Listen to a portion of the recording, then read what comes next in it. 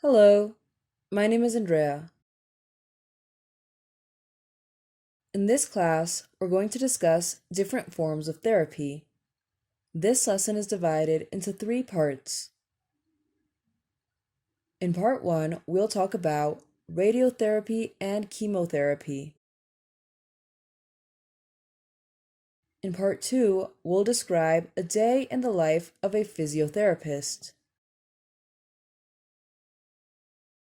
Finally, in part three, we'll learn about cognitive behavioral therapy. Let's get started. Let's get started with part one, radiotherapy and chemotherapy. Therapy is a form of treatment that follows a process usually during an extended period of time. There are many different types of therapies for many illnesses, disorders, or injuries.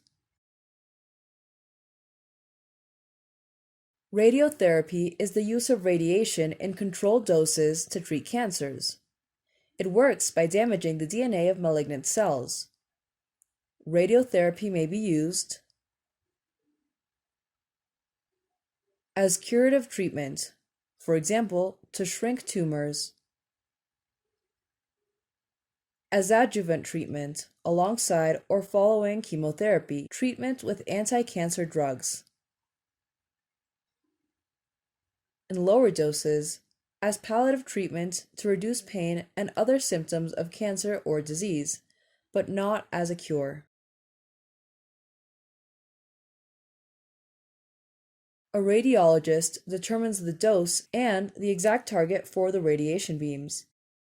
Dosage is measured in grays. A daily dose is a fraction.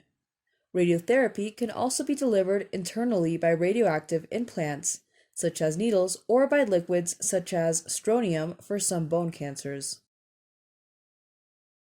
Now, let's see part two, a day in the life of a physiotherapist. Another form of therapy is physiotherapy. This focuses on movement and adjustment-based therapy to the body.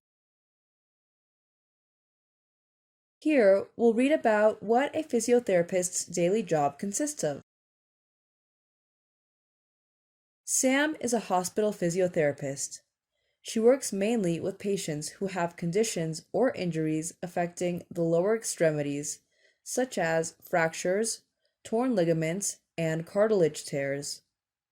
Most of her patients are referrals from other departments in her hospital. She also works with patients in rehabilitation, following orthopedic surgery. Some are young people with sports injuries.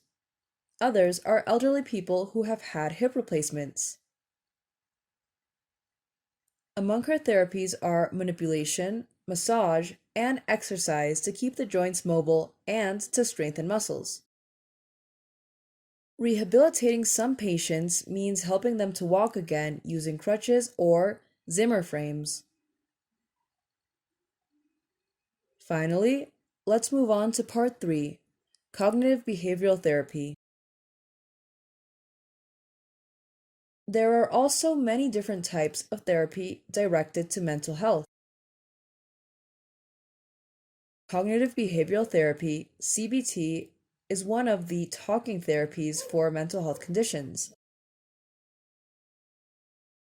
It aims to eliminate negative thoughts and change behavior in response to these thoughts.